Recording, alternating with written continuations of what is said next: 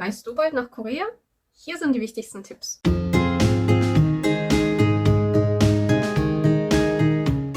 Hallo Leute, willkommen zu meinem deutschen Vlog aus Südkorea. Heute mal nichts aus meinem Leben, sondern heute geht es um Reisetipps für euch, wenn ihr nach Südkorea reist. Ich sehe immer mehr Leute kommen jetzt nach Korea oder planen ihre Reise nach Korea, vielleicht auch erst für nächstes Jahr. Und deswegen habe ich mir gedacht, ich fasse für euch mal zusammen, was so die wichtigsten Tipps sind, wenn ihr nach Korea reist. Alle Infos, die ich euch jetzt gebe, sind, ich glaube, die aktuellsten, die es gerade gibt. Es kann natürlich sein, dass es in einem halben Jahr sich Sachen gegebenenfalls ändern. Gerade was die Einreise betrifft. Wir sprechen heute über die Einreise selbst. Braucht ihr ein Visum, braucht ihr kein Visum? Wie sieht das mit dem Geld aus? Geld wechseln, Bargeld, Karte. Wie sieht es mit dem Transport aus? Wie kommt ihr überhaupt weg vom Flughafen? Wie sieht das mit den Verkehrsmitteln in der Stadt aus? Wie sieht es mit WLAN aus? Ich glaube, das ist auch so eine nötige Information. Wie sieht es mit der Sprache aus? Kommt man ohne die Sprache überhaupt in Korea zurecht? Wie sieht es mit der Sicherheit hier aus? Das alles erzähle ich euch heute. Wenn ihr noch mehr Tipps haben wollt, ich werde auf meinem Blog hier einen Artikel mit noch mehr Sachen veröffentlichen. Das heißt, wenn ihr noch ein bisschen mehr ins Detail gehen wollt, wenn ihr noch mehr wissen wollt, dann besucht einfach meinen Blog und da wird es einen Artikel geben zu noch mehr Reisetipps für euch. Los geht's mit Reisetipp Nummer 1. Und zwar sehe ich häufig die Frage, brauche ich ein Visum, brauche ich kein Visum, wenn ich nach Korea reise? Als deutscher Staatsbürger braucht ihr kein Visum, wenn ihr nach Korea reist. Bis zu 90 Tage könnt ihr euch hier aufhalten, ohne irgendwas zu beantragen. Dazu gehören auch viele andere Länder. Es hängt natürlich von eurem Pass ab, also von eurer Staatsangehörigkeit ab. Checkt am besten, wenn ihr keine deutsche Staatsangehörigkeit habt, bei der Botschaft oder beim Auswärtigen Amt eures Landes, ob ihr da ein Visum beantragen müsst oder sonst irgendwie Papierkram vorbereiten müsst, bevor ihr überhaupt nach Korea einreist. Eine wichtige Neuerung, die jetzt ab April erst eintrat, ist die KETA. Wenn ihr nicht wisst, was die KETA ist, das ist die Einreiseerlaubnis. Das wurde eingeführt, nachdem nach Corona die Grenzen wieder geöffnet wurden, damit der Touristenfluss besser kontrolliert und überwacht werden kann. Das heißt, bei der KETA muss man sich auf der KETA-Webseite, könnt ihr einfach googeln, eure Erlaubnis beantragen. Am besten macht man das vielleicht ein paar Wochen vorher, weil das kann ein paar Tage oder bei manchen habe ich gehört sogar Wochen dauern. Aber es gibt eine gute Neuigkeit zu KETA. Ab dem 1. April wurden 22 Länder davon befreit. Deutschland ist eines der Länder.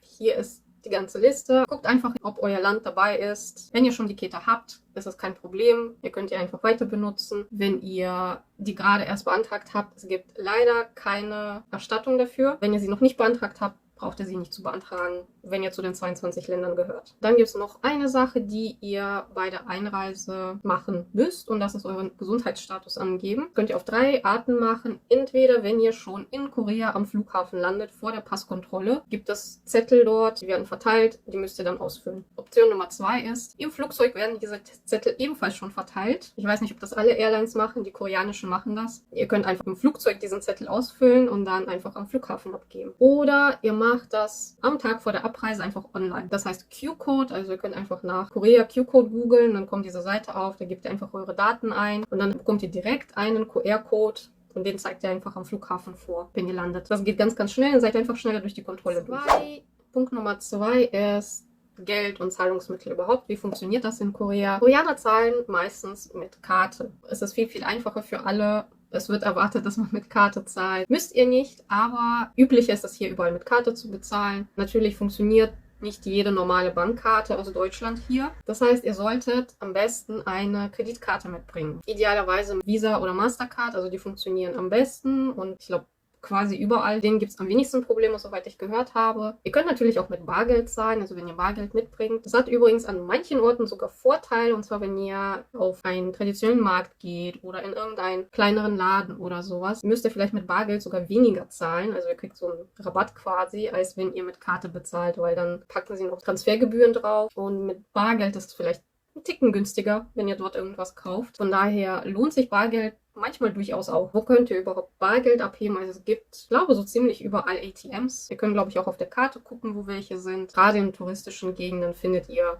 sehr häufig immer mal hier und da ATMs, Geldautomaten, die halt auch mit ausländischen Karten prima funktionieren. Was ist, wenn ihr mit Bargeld hier hinkommt? Wie könnt ihr das wechseln? Also es gibt 3 Möglichkeiten hier auch. Ihr könnt das entweder direkt am Flughafen wechseln, aber da sind die Raten nicht die besten.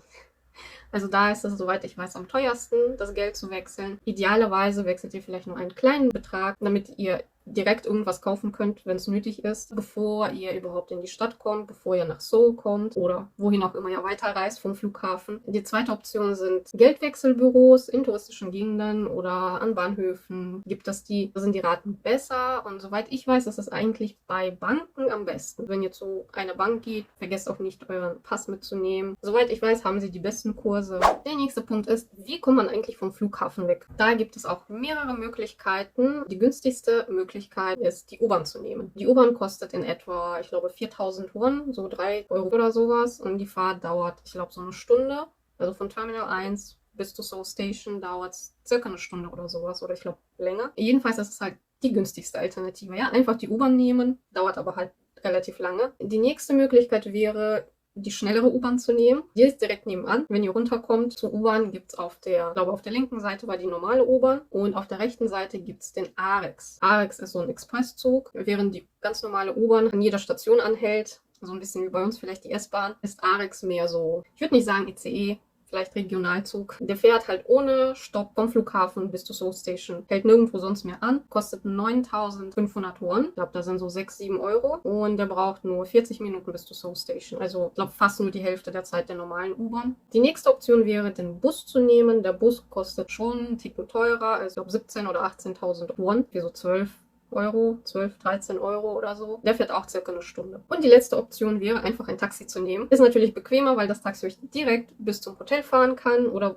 wo auch immer ihr hin wollt. Ihr müsst nirgendwo umsteigen, gucken, wo ihr seid, wo ihr als nächstes hin müsst und so weiter und so fort. Also einfach in ein Taxi steigen, losfahren. Kostet aber ein bisschen, und zwar etwa 50.000 Won, circa, soweit ich gesehen habe. Für nur 30 Euro, 40. Dauert auch entsprechend Stunde oder länger, weil der Verkehr in Seoul ist jetzt auch nicht gerade super. Das kann auch schon mal passieren, je nachdem, wann ihr ankommt, dass ihr da auch irgendwo mal im Stau steht. Wie sieht es denn eigentlich aus in der Stadt mit den Verkehrsmitteln? Also dafür braucht ihr die T-Money Card. Die T-Money Card ist eine Karte, auf die Geld draufgeladen wird und die benutzt ihr einfach bei den öffentlichen Verkehrsmitteln. Die wird einfach abgescannt und dann wird das Geld dort abgehoben. Das heißt, ihr müsst sie gegebenenfalls immer mal wieder aufladen zwischendurch. Die T-Money Card nutzt ihr für Busse und für U-Bahn. Ich glaube, es geht auch für Taxi, aber da bin ich mir gerade nicht sicher. Wenn ihr in Seoul am besten mit der U-Bahn fahren und die haben ein riesen U-Bahn-Netzwerk. Wenn ihr in die U-Bahn geht, gibt es da so Tore, quasi, wo ihr eure Karte dann oben drauf legt. Die wird dann abgescannt und dann könnt ihr durchgehen. Wenn ihr die Karte nicht abscannt, schließen sich die Tore und dann könnt ihr nicht durchgehen. Wichtig dabei ist, falls ihr mehr als eine T-Money-Card habt, achtet darauf, mit welcher Karte ihr reingegangen seid und scannt genau die gleiche beim Ausgang wieder ab. Also benutzt nicht 2 unterschiedliche Karten, das geht nicht. Funktioniert einfach nicht, ihr müsst die gleiche Karte benutzen. Wenn euch Geld fehlt, dann gibt es in jeder U-Bahn-Station gibt es so Aufladeautomaten. Da legt ihr auch einfach die Karte drauf. Da könnt ihr auch die Sprache ändern. Ihr legt einfach die Karte oben drauf. Ja, wählt ihr einfach aus, wie viel Geld ihr drauf zahlen müsst und dann macht ihr das einfach. Ihr könnt das auch im Convenience Store machen. Ihr könnt einfach fragen, dass sie euch das Geld draufladen. Ich finde die Automaten einfacher. Aber das ist ganz euch überlassen. Diese Automaten gibt es halt vor diesen Toren und nach diesen Toren. Das heißt, egal auf welcher Seite ihr seid, ihr könnt die Karte immer aufladen, notfalls. Bei den Bussen ist das genauso. Ich weiß nicht, wie das bei euch in der Stadt ist, aber auch in Deutschland, wo ich gewohnt habe, mussten wir vorne in den Bus einsteigen und das Ticket entweder vorzeigen oder abscannen, je nachdem. Und hier in Korea ist das halt genauso. Man steigt vorne ein, da gibt es so ein Scan-Gerät, da haltet ihr die T-Money-Card, da wird euch das Geld abgezogen für die Fahrt. Es wird häufig gesagt, dass man auch die Karte abscannen sollte, wenn man aussteigt, aber ich sehe das von Stadt zu Stadt unterschiedlich. Bei uns in Daegu sehe ich das eher seltener. Wichtig ist, falls ihr umsteigen wollt, ja, also wenn ihr zum Beispiel von einem Bus in die U-Bahn steigen wollt, dann scannt unbedingt eure T-Money-Card ab beim Aussteigen, weil dann zahlt ihr nichts für die U-Bahn. Also ihr zahlt quasi nur einmal die komplette Fahrt von A nach B. Ihr zahlt nicht von A nach C und von C nach B. Also sonst würdet ihr, wenn ihr das nicht macht, zahlt ihr zweimal. Ihr zahlt dann für den Bus und für die U-Bahn. Aber so ist das quasi ein Umstieg und dann braucht ihr kein zweites Mal zu zahlen. Was ganz cool ist, ich glaube, für den Umstieg habt ihr so eine halbe Stunde Zeit. Ab dann gilt das nicht mehr als Umstieg. Funktioniert auch andersrum von der U-Bahn in den Bus. Ja, aber bei der U-Bahn müsst ihr das sowieso abscannen, wenn ihr rauskommen wollt. Auch von Bus zu Bus. Also das ist kein Problem. Immer wenn da irgendwie Bus und U-Bahn involviert sind in eure Fahrt, einfach beim Aussteigen immer nochmal abscannen, falls ihr in das nächste Verkehrsmittel steigt. Dann müsst ihr kein zweites Mal zahlen. Dann gibt es natürlich das Taxi in Korea, das im Vergleich zu Deutschland extrem günstig ist. Es wurden zwar vor kurzem für alle so ein bisschen die Preise angehoben, aber es ist immer noch sehr günstig, mit dem Taxi in Korea zu fahren. Von daher scheut euch nicht, auch mal ein Taxi zu nehmen. Guckt einfach nur, dass ihr vielleicht nicht unbedingt zu den Rush-Hour-Zeiten überhaupt nicht mit öffentlichen Verkehrsmitteln fahren, was ist echt voll in Seoul sowieso. Also versucht die Zeiten ein bisschen zu vermeiden vielleicht. Wenn ihr zwischen den Städten fahren wollt, zum Beispiel von Seoul nach Busan oder irgendwo anders hin, könnt ihr entweder einen Bus nehmen oder einen Zug nehmen. Die Busse brauchen schon länger. Die kosten aber echt günstig. Also ich glaube, die kosten so 10.000 oder 20.000. Hängt aber auch natürlich von der Länge der Fahrt irgendwo ab. Aber generell ist das günstiger als ein Zug. Und bei den Zügen gibt es auch 2 oder sogar mehr Möglichkeiten, oder 2 Hauptmöglichkeiten. Es gibt einmal den Mugunghwa-Zug. Mugunghwa ist der langsame Zug, vielleicht vergleichbar mit unserem RE. Zum Beispiel von Seoul nach Busan fährt er etwa 5,5 Stunden. Und ihr zahlt ca. 30.000, 40.000 Won. Ihr müsst nicht unbedingt viel früher buchen. Ihr könnt eigentlich auch spontan das Ganze machen, wenn die Tickets sind. Also die Züge fahren sehr häufig hier. Ihr könnt ruhig auch spontan mit dem Zug fahren. Vielleicht nur ein bisschen am Wochenende gucken, weil viele Leute pendeln auch am Wochenende. Ja, also gerade irgendwie freitags, nachmittags, sonntags, nachmittags, abends. Ja, also da wird es vielleicht ein bisschen voll sein. Also an diesen Tagen ist es am besten, die Zugfahrt, die Busfahrt vielleicht vorzuplanen, ja, und rechtzeitig ein Ticket zu kaufen. Aber ansonsten unter der Woche ist es relativ einfach, ein Zugticket auch spontan einfach zu kaufen und zu bekommen. Wenn ihr schneller fahren wollt, dann könnt ihr einfach den KTX nehmen. Also KTX ist sowas wie unser ICE. Der fährt dann nur innerhalb von 2,5 Stunden von Seoul nach Busan. Da zahlt ihr aber den doppelten Preis. Das Ganze kostet dann so 60.000. Also so 40 Euro. Tickets könnt ihr einfach entweder am Schalter an der Seoul Station kaufen oder es gibt in jedem Bahnhof gibt es auch Automaten. Da müsst ihr nur gucken, ob vielleicht eure Karte oder Bargeld, ob das funktioniert an dem jeweiligen Automaten. Aber ansonsten, da könnt ihr auch die Sprache umstellen. Ist nicht so schwierig. Man hört häufig, dass Korea ein unglaublich tolles WLAN-Netz hat, was auch größtenteils stimmt. Es ist relativ einfach, hier an WLAN zu kommen. Aber es gibt natürlich auch durchaus genauso Funklöcher in Korea. Ihr werdet mit Sicherheit in eurem Hotel, Gästehaus, Airbnb, wo auch immer ihr bleibt, da wird es mit 100%iger Sicherheit 99,9% WLAN geben. Es gibt auch viele öffentliche Bereiche, wo es auch WLAN gibt, zum Beispiel auch in Bussen teilweise, ja, an Bahnhöfen, also U-Bahn-Stationen, Einkaufszentren, Cafés, Restaurants. Die meisten davon bieten WLAN an, gerade in Cafés und Restaurants. Könnt ihr einfach so ein bisschen an den Wänden herumgucken oder an der Kasse, da hängt meistens ein Zettel mit dem WLAN-Passwort. Ihr könnt euch einfach dort einloggen. Falls alle Stricke reißen und ihr gar kein WLAN habt, geht einfach in irgendein Café rein.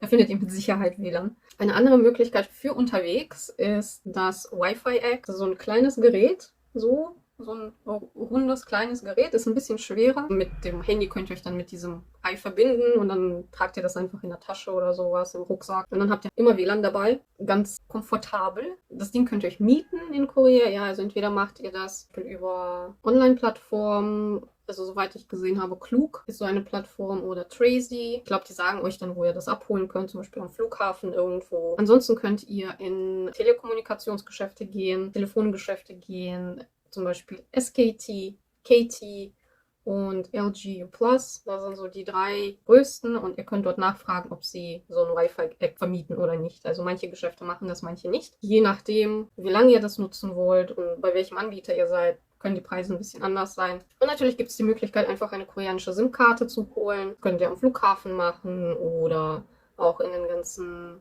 Telefonläden. Ich glaube, auch einige Convenience Stores verkaufen welche. Ihr müsst nur gucken, ob euer Handy für ausländische SIM-Karten entsperrt ist. Manche Handys, weiß ich, die sind halt nur für eine bestimmte SIM-Karte oder nur für bestimmte SIM-Karten entsperrt und die können halt keine SIM-Karten aus anderen Ländern benutzen. Prüft vorher, falls ihr diese Möglichkeit nutzen wollt, dass euer Handy das auch wirklich kann.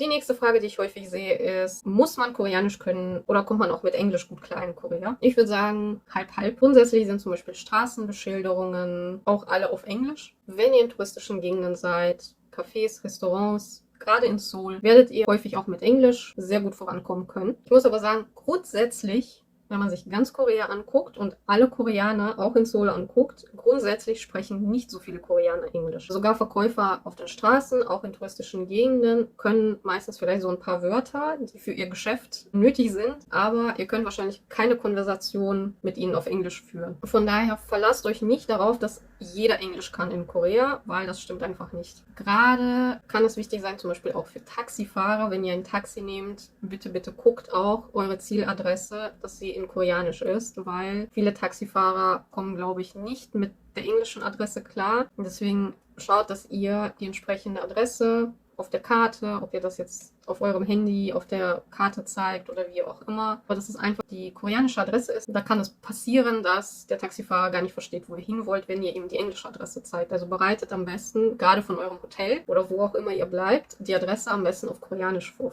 Und überlegt euch generell, wie ihr euch verständigen könnt, wollt, falls die Menschen gegebenenfalls kein Englisch sprechen. Also vielleicht benutzt ihr Apps wie Papago oder Google Translate oder sowas. Es ist auch nicht überall alles auf Englisch. Es gibt zum Beispiel auch durchaus Cafés und Restaurants, die Menüs nur auf Koreanisch haben. Ich glaube in Seoul vermutlich eher weniger, aber wenn ihr außerhalb von Seoul irgendwo hinfahrt vielleicht, kann es durchaus vorkommen, dass die Menüs nicht auf Englisch sind, dass die häufig auf Koreanisch nur geschrieben sind. Von daher holt euch die Papago-App oder sowas, damit ihr einfach das Menü abscannen könnt und dann übersetzt euch die App das Ganze und damit könnt ihr dann natürlich viel besser klarkommen.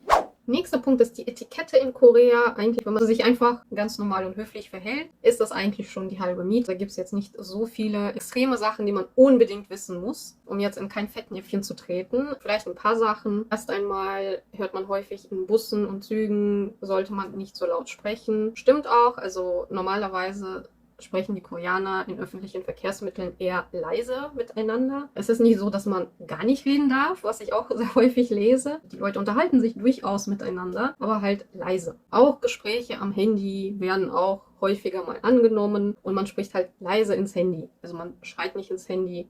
Außer die älteren Menschen, also denen wird es verziehen, dass sie auch mal irgendwie ein Video lauter sich auf dem Handy anhören oder laut ins Telefon reden oder sowas. Also da sagt keiner was. Falls ihr das macht, könnt ihr durchaus schon ein paar schiefe Blicke gegebenenfalls kassieren. Essen, Trinken in öffentlichen Verkehrsmitteln ist jetzt auch nicht erlaubt. Also ich habe das noch nie jemanden hier machen sehen. Deswegen würde ich es euch auch nicht empfehlen. Dann habe ich Tipps mal gelesen, dass man auf der Straße nicht essen und trinken darf. Also so beim Gehen. Generell essen die Leute schon draußen, aber normalerweise nicht beim Laufen tatsächlich.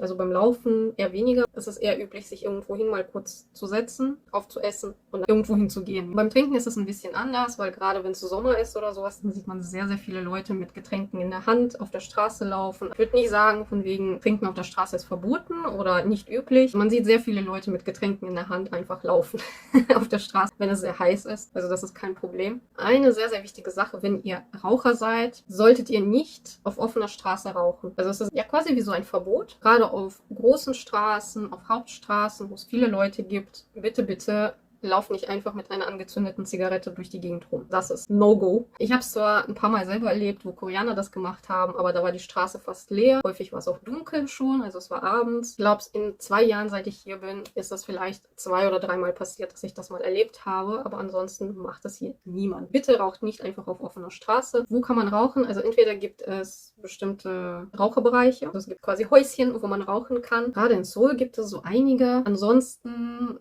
verstecken sich Koreaner zum Rauchen gern auch in so Seitenstraßen, auch wenn es dort häufig steht, dass Rauchen verboten ist und so weiter. Also das seht ihr sehr häufig und dann fragt man sich häufig, ja, wo kann man denn hier rauchen, weil überall Verbotsschilder sind. Ich würde einfach sagen, entweder wenn ihr seht, dass da jemand steht und raucht, stellt euch einfach dazu. Oder wenn ihr Zigarettenstümmel auf dem Boden liegen seht, also ihr seht, dass da Leute geraucht haben vorher, stellt euch auch vielleicht ruhig mal dahin und raucht da in Ruhe. Ansonsten ist die Notlösung, also wenn ihr wirklich gar keinen Platz findet, könnt ihr euch so ein bisschen verstecken und zwar auf dem Parkplatz. Also wenn ihr euch irgendwie so an die Seite auf einen Parkplatz stellt und so ein bisschen irgendwo in der Ecke raucht, wird euch da, glaube ich, auch keiner rügen oder sowas. Ich glaube, für Raucher ist das schon ein bisschen schwierig in Korea, weil es halt wirklich überall auf offener Straße geht das nicht, auf Bushaltestellen geht das nicht, also überall, wo irgendwie größere Menschenansammlungen sind, geht das einfach nicht, ja. Ein weiterer wichtiger Punkt ist die Sicherheit in Korea. Stimmt es, dass Korea so sicher ist? Im Großen und Ganzen schon. In Korea gibt es überall Kameras, drinnen, draußen. Von daher, ihr seid immer unter Beobachtung.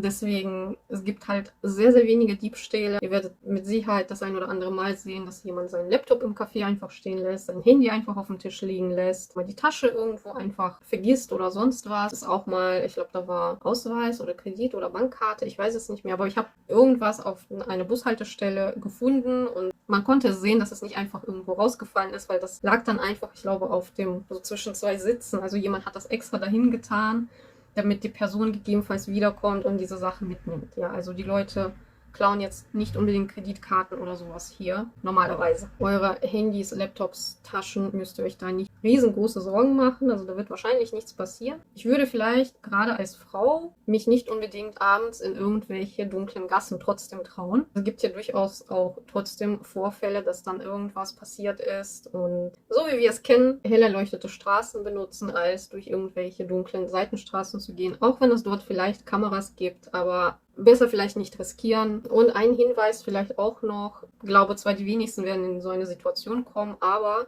falls mal doch, versucht Konflikte mit Koreanern zu vermeiden. Und ich meine jetzt nicht irgendwie in einer Bar oder sonst irgendwie was, sondern vielleicht auf der Straße oder ihr seht irgendwas, dass da jemandem, ich weiß nicht, bei jemandem irgendwas passiert. Versucht da jetzt nicht Teil des Konflikts zu werden, weil sehr häufig ist man in Korea als Ausländer gar nicht geschützt.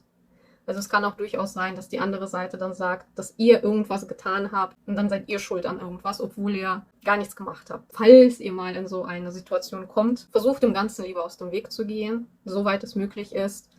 Entschuldigt euch dann lieber, auch wenn es gar nicht eure Schuld ist, oder geht der Person einfach aus dem Weg oder wie auch immer, weil ich glaube, das waren so erstmal die größten Sachen. Ein paar andere Sachen, wie zum Beispiel Hinweise zum Essen, wo man vielleicht günstiger Souvenirs kaufen kann oder was vielleicht auch die gängigsten Phrasen sind, die ihr gebrauchen könntet in Korea und ein paar andere Tipps, zum Beispiel auch zum Trinkgeld geben, ein paar andere Sachen, auf die man vielleicht so gar nicht kommt. Könnt ihr dann in meinem Blog nachlesen demnächst. Kommt vorbei, guckt es euch an. Ansonsten war es das auch schon von mir für heute. Ich hoffe, diese Tipps waren hilfreich für euch. Falls ihr weitere Fragen zum Reisen nach Korea habt, schreibt es mir doch einfach in die Kommentare. Ich versuche, so viel wie möglich zu beantworten oder vielleicht ein zweites Video zu machen. Ich hoffe, es hat euch gefallen. Hinterlasst ein paar Likes. Abonniert gerne auch meinen Channel, wenn ihr noch mehr Tipps haben wollt, wenn ihr einen Einblick nach Korea haben wollt und überhaupt, wie das Leben hier so ist. Wir sehen uns dann im nächsten Video. Ciao!